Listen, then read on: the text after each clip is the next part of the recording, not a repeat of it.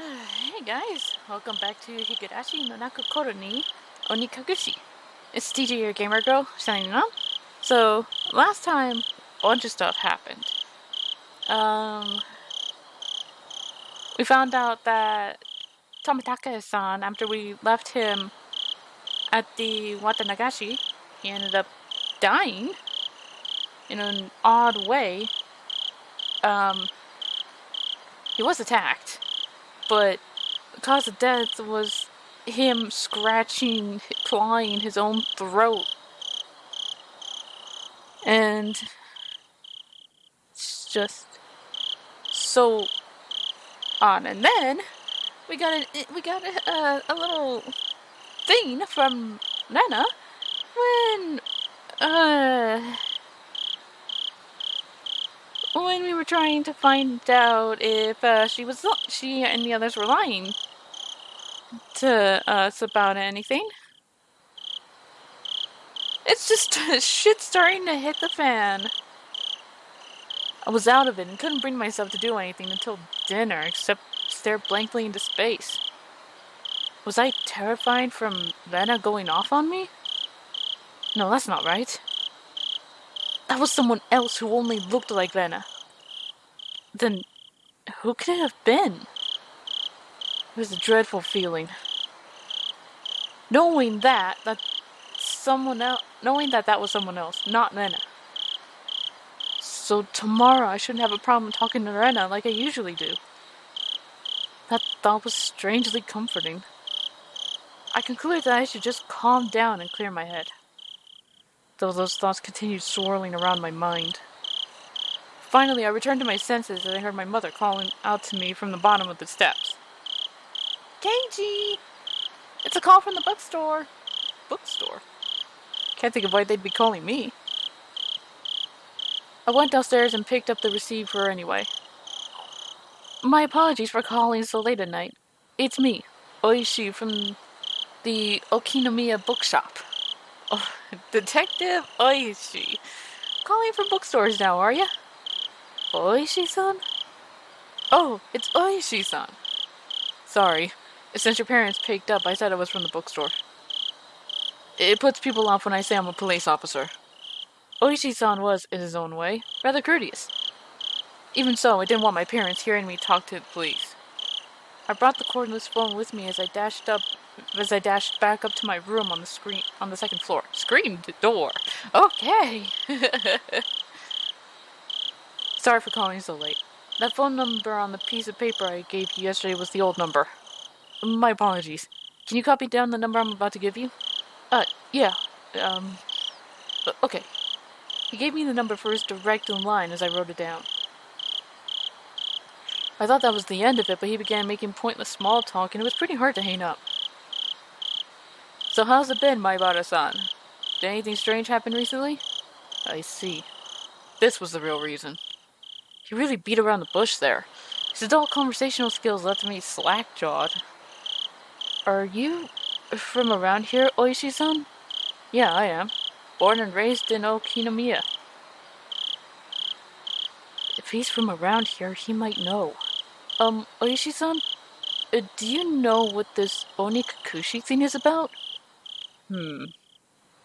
I believe that's when somebody suddenly vanishes because they've been abducted by a demon. It's a special saying from around here. It has the same meaning as spirited away, like everyone else says. Whereas my friends would say they didn't know when I asked, this older man gave me a direct answer.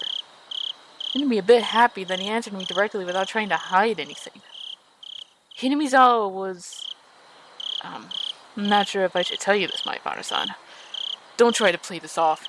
If you're not going to talk, then I'm not going to tell you anything. No. That's not what I meant. It's just... It may make you feel bad. You see, long ago, Hinamizawa was feared as the village where demons reside. Demons? By demons you mean those pitchfork-carrying things in hell? More like human-eating monsters. They'd go down to the villages, snatching people up and gobbling them down, that kind of tale.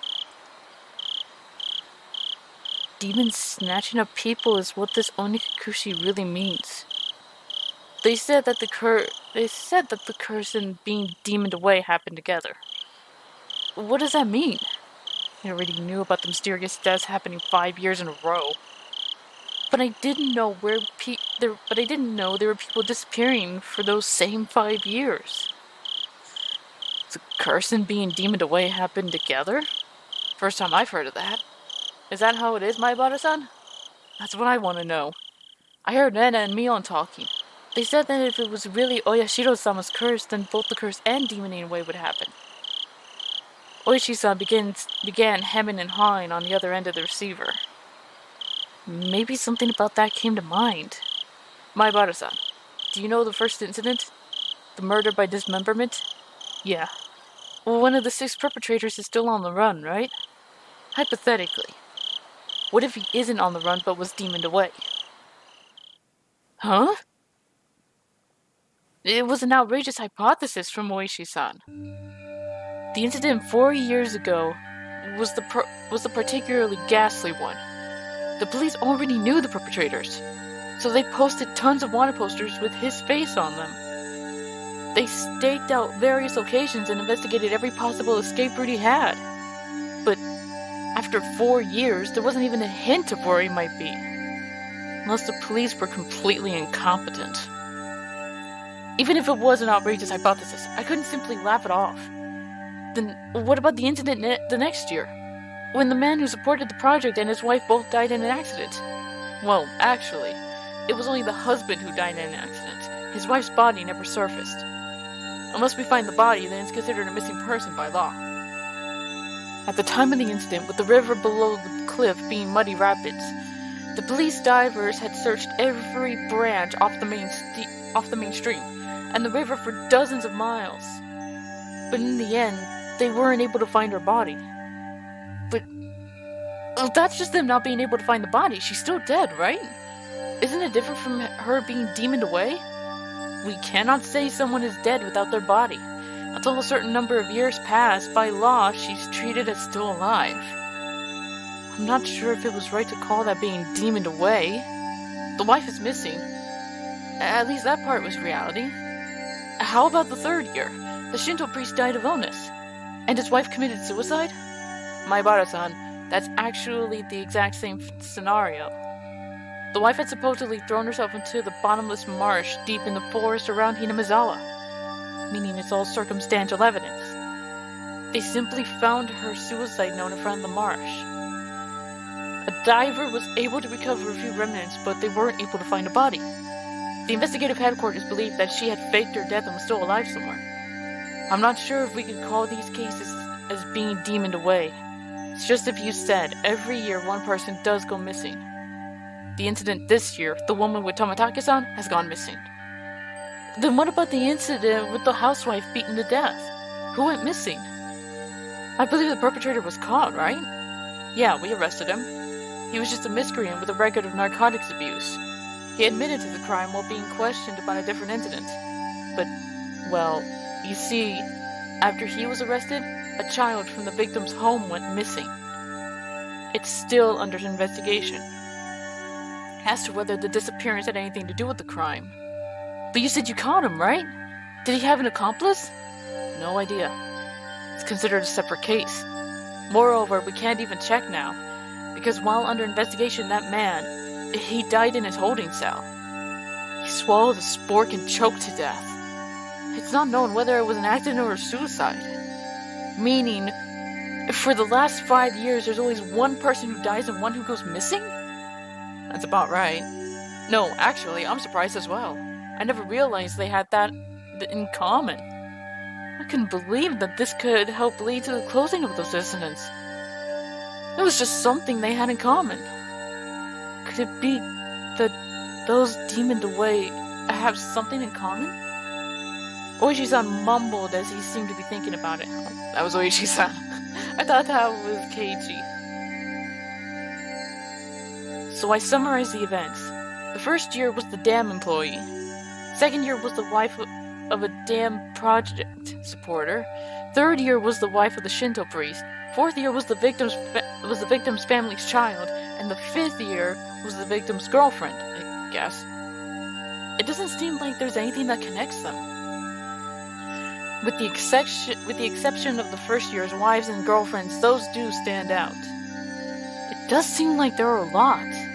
Then that means the fourth year's victim's child was different. It would have really stood out if it were all married couples, except it's not just married couples, but parents and children as well. Come to think of it, I believe Tomitake-san also told me the younger brother is alive and is moved, if I recall correctly. The child that went missing in the fourth year, who were they? Apparently, he was quite mature, 1 year older than you. His name was Satoshi Hojo-san. The name on the card! Huh? Satoshi! I remember that name. Didn't they tell me Satoshi transferred out last year? He was at your school up until last year. Didn't they tell you anything about him? Come to think of it, when I transferred in, I believe they said my seat belonged to a recent transfer student. Then, where I sat once belonged to the one who was demoned away. It was his seat? I recall the cold tension that came from that desk made my hair stand on end. This strange and mysterious death. No, Oyashiro-sama's curse. I now knew how it connected to me. That chilling sensation. It was the feeling of Oyashiro-sama caressing the back of my neck. Oyashiro-sama's curse, huh? Could Oyashiro-sama's curse really exist? In all honesty, I was beginning to believe it. And I was scared. That was why I wanted to say it was a plot crafted by man and not the work of a curse. But the more I dug into it, the less likely that seemed. No, the more I dug, the more mysterious it became. If I kept digging, eventually, I'd reach the point where I'd learn something I really shouldn't know. To either be none the wiser, or to seek an answer I may regret. Which one would I be happier with? Maybe it'll be me next time. My execution could only be delayed for 1 year. That was when I remembered. Rena said she may be the next victim of the curse. You mean Rena Ryuko-san? She transferred in last year and she's your classmate, isn't she? These incidents really might be a bit too disturbing for a girl. And she's not just scared, is she? It wasn't that. She said it might be her next. She said it in a way that made me think she had a concrete reason behind it. It felt like she was convinced. Almost as if, you could say she was frightened. Her sudden change in demeanor? That's someone who looked like Lena, but wasn't Lena? That might be unrelated. All the strange things that I felt from Lena today came back to me. I see. Then I'll be doing a bit of investigating on this end. Please, continue your observations of Ryugu-san, Maibara-san. Are you asking me to keep Lena under surveillance? That's not what I mean, Maibara-san. I just want you to watch out for your friend so she doesn't end up the next victim. At that moment, just as my mouth was agape because I was so impressed with his nature, with his mature, clever way with words. Knock, knock. A sudden knock at the door sent my heart racing. In an instant, I had pointlessly covered up the end of the receiver. Keiichi, get the door, please! On the other side of the door, I heard my father's oddly upbeat voice. I thought that was his mother. His dad never talks. His dad has never said word one this entire game. What could it be? So late. Sorry, my dad just came in. Can we leave it at this for tonight? Yeah. My apologies again for calling so late. If you find out anything else, please let me know. I'll tell you if I make any progress on this end. Well then, have a pleasant evening. Keiichi, hurry and open up. Daddy's got his hands full. What is Dad doing? I had stayed in the same position while on the phone the whole time, so my joints were aching. When I opened the door, I saw my father was standing there with a tray. On that tray, cookies and 2 cups of black tea. Fairly fancy spread for our household. There was even sugar and lemon slices on the side. Everything you could ask for. This was quite the show. This was quite the show of hospitality. What's going on, Dad? What's all this for? Come now, don't play around, Keiichi. I'm coming in. Dad was in high spirits and had a smirk on his face. But for my choking on my own spit here. For my entire life, I've never seen him act this hospitable.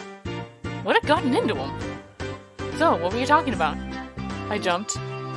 It's not something I had to keep from my father.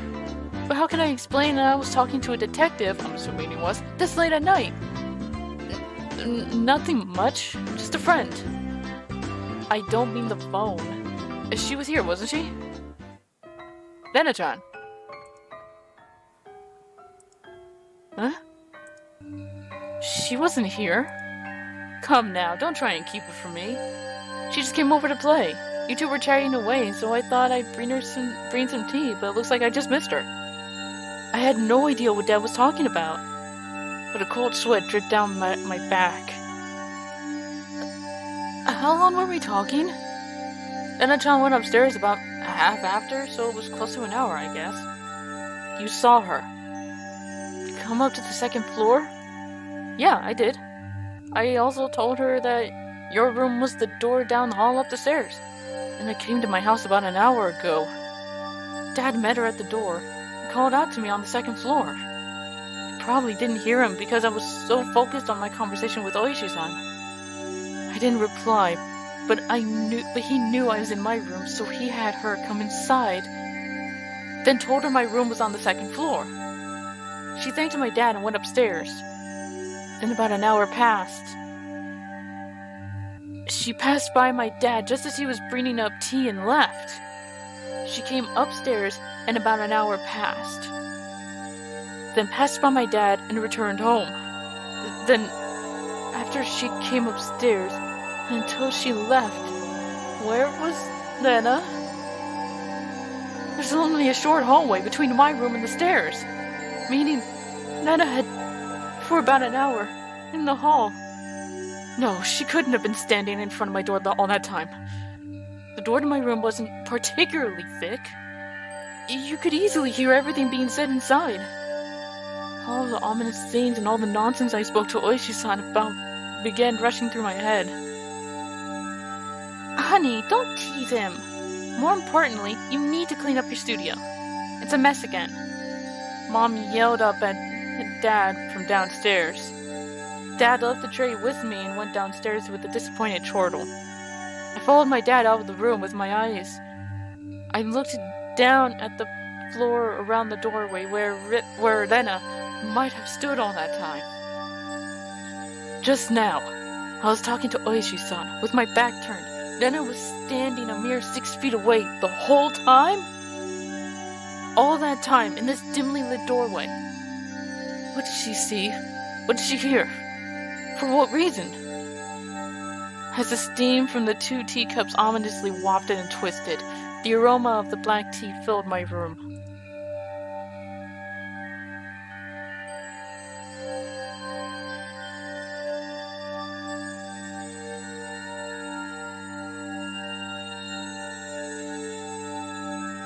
Oh boy.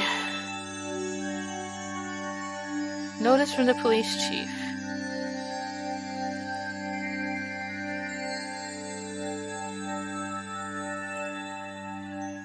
Oh boy.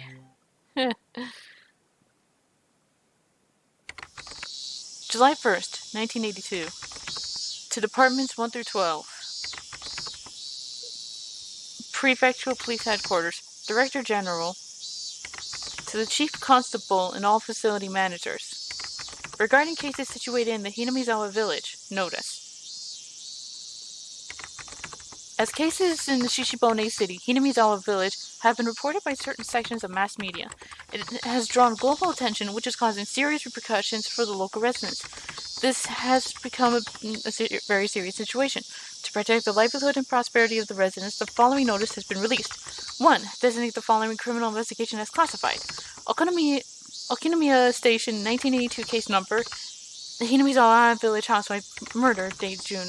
Okinomiya Station case number, Hinamizawa village student disappearance, dated June. 2. Non-disclosure of information. Konomiya. Kinamizawa Village Site Fortman murder, dated June. Shida Station, 1980 case number. Shida Natural Park falling incident, dated June. Okinomiya Station, 1981 case number. Kinamizawa Village Shinto priest wife disappearance, dated June. This is all automatic, I'm not pushing any buttons. Requesting self-restraint from each organization concerning the release of sensitive information. Please see attached reference materials 1, 2, and 3. Management, Prefecture, Police Headquarters, Internal Line, Police Affairs Department. Yeah, that was all automatic. I had nothing to...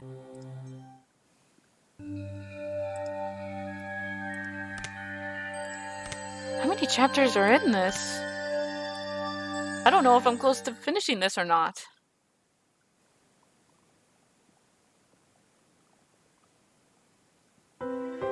Weariness and a headache. Not a very nice way to start the day. What's wrong? Katie, you don't look so well. Where did you go to sleep? It seemed that my mom had noticed my sullen state. Yesterday, kept on waking up in the middle of the night. Without a doubt, I felt a presence. I felt like the presence of someone standing in front of my door. I felt the presence. Never mind. Not it felt like. I felt the presence of someone standing in front of the door. I told myself repeatedly that it was my imagination and forced myself to try to sleep. Except, not being able to stand it, I gathered up my courage and opened the door. Of course there wasn't anyone there. I did think this 3 times throughout the night. Or maybe I just didn't remember doing it any more than that. Even though I was able to get to the breakfast table without incident, I still didn't feel at ease. Might be a cold. I don't really have an appetite. You do seem a little warm. Well, can you make it to school? Technically I did go to a school, but it was mostly self-study. It wouldn't matter much if I missed a day, would it? It could have been that I hadn't been feeling well for the last few days because I really did have a cold. If I took some medicine and got a good day of rest, I might be able to greet everyone with a smile tomorrow. Startled, I looked back and forth between the entrance and the clock. It was 10 minutes later than when I usually met up with Rena. It was Rena. Rena-chan came to get you. Oh, what are you going to do? Are you going to take the day off? Rena was a good girl. She might be somewhat quirky, but she was certainly cute. The lunches she made were delicious. She always looked out for me. Why should I be so scared of something like that? It wasn't Rena's fault. It was probably mine. It had to have been my cold. It just had to be. I'll rest. Sorry. Then I'll go and send her off for you. Mom headed off to the door. I would have to pass by the entrance to get back to my room. I didn't have the nerve to meet with Lena, so I wrapped myself in a blanket on the sofa and closed my eyes. I was so sleep-deprived I quickly fell into a deep slumber.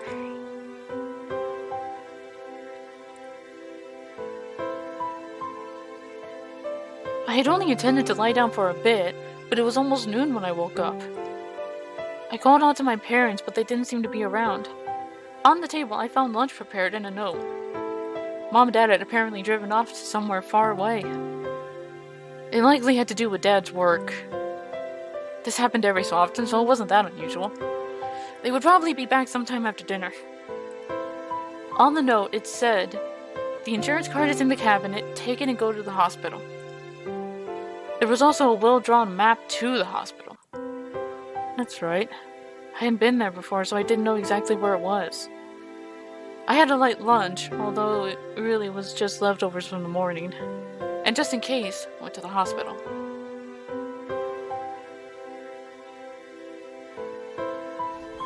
Normally, I'd never be here, in the middle of a weekday. Just walking around like this had me feeling guilty. It was an odd feeling. Following my mom's map, I took a road I usually never used. After walking for a bit, the hospital sign came into view. EDA Clinic was written rather stylishly on the sign. The clinic wasn't very big, but based on the scale of the rest of Hinamizawa, it wasn't far too grand. There was a parking lot and even a reserved spot for buses. They must be making a mint. I spaced out in the air-conditioned waiting room until it was my turn to be seen. Maibara-san, please make your way to the examination room.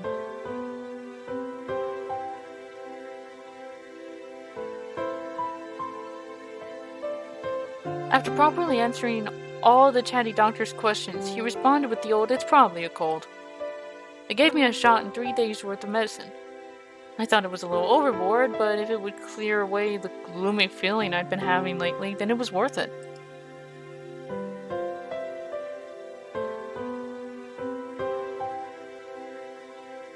I settled the bill and took a quick trip to the washroom. As I was leaving, I overheard a conversation between some elderly people who seemed to be regulars at the clinic. Of course, I had no intention of eavesdropping. If it just wasn't for that word. Must have been an Onikakushi. I wonder. She was still pretty young. Might have just eloped. With whom? That man from Tokyo who visits every season. That young one with that big camera. Didn't you know they were getting along pretty well? Were they talking about Tomitake-san? I could feel my ears perking up. I don't know about that. But you have to make preparations before you elope. Leave a note or quit their job or something. It's an elopement because they didn't leave a note or message. The thought that I'll never see that young nurse's face again makes me rather sad. Takano-san is an upstanding young woman. She'll be fine wherever she goes. So her name was Takano-san. The woman with Tomitake-san? And she worked at this clinic? Oyashiro-sama's shadow was following me everywhere I went. I started listening more closely and then began talking about fishing. It didn't seem like they were going to revisit the topic. I gave up and left. Thus, even though I was separated from the daily monotony of school, I wasn't able to escape from Oyashiro-sama's shadow. But of course, Oyashiro-sama was the guardian deity of this place, of Hinamizawa. As long as I was in Hinamizawa, I wouldn't be able to escape.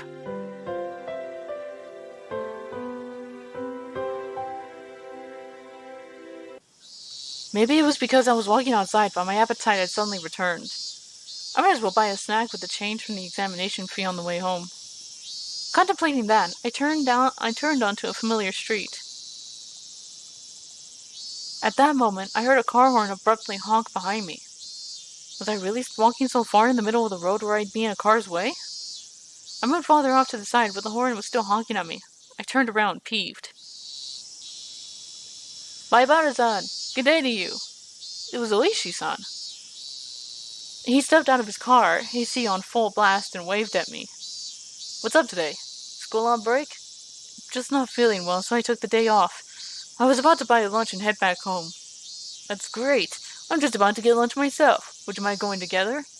And if you're not feeling up for it, then don't mind me. I was just going to lie down after going home anyway.